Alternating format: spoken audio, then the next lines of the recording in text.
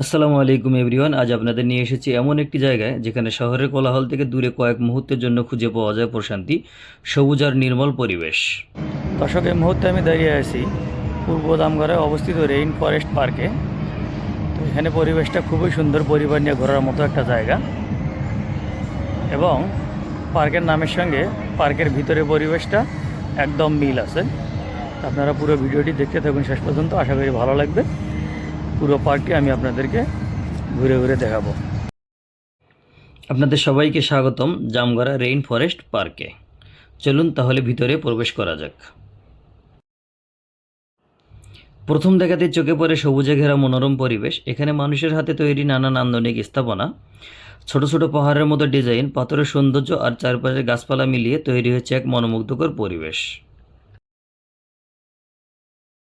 ছোট ভাই, বেলুন কত করে বেচো? 50।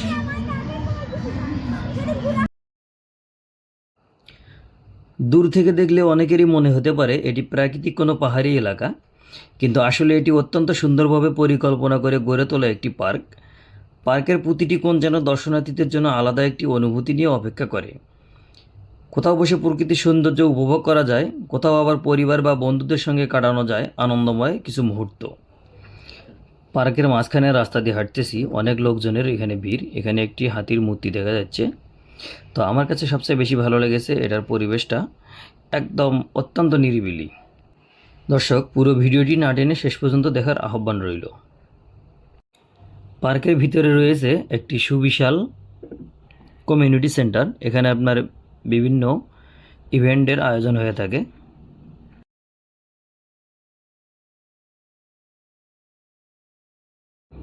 তার পাশে রয়েছে কিছু পশু পাখি। এখানে দেখতে পাচ্ছেন রং বেরঙের ময়ূর, পাশের খাঁচায় কিছু হরিণও রয়েছে। তো ভিডিওটি দেখতেই থাকুন, আশা করি ভালো লাগবে।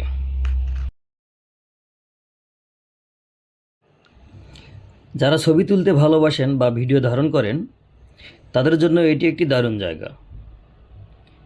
চারপাশে সবুজ সুন্দর পথ, কৃত্রিম স্থাপনা আর মনোরম পরিবেশে প্রতিটি ফ্রেমকে করে তোলে আরও আকর্ষণীয়।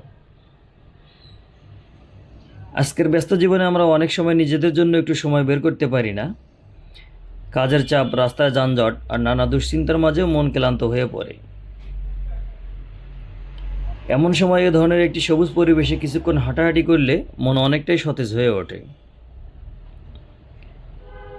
প্রকৃতির কাছাকাছি থাকলে মানুষ নতুন করে শক্তি পায়, নতুন করে স্বপ্ন দেখতে শেখে। এখানে দেখতে পাচ্ছেন চমৎকার একটি জবা ফুল। তো আমি একজন প্রকৃতি প্রেমী, আমি সবসময় ফুলের ছবি তুলে থাকি। তো এখানেও তার ব্যতিক্রম নয়। আমি ফুলটা দেখা মাত্র এখানে আমি সেটাকে ভিডিও ধারণ করি। পাশে একটি ফোয়ারা দেখতে পাচ্ছেন।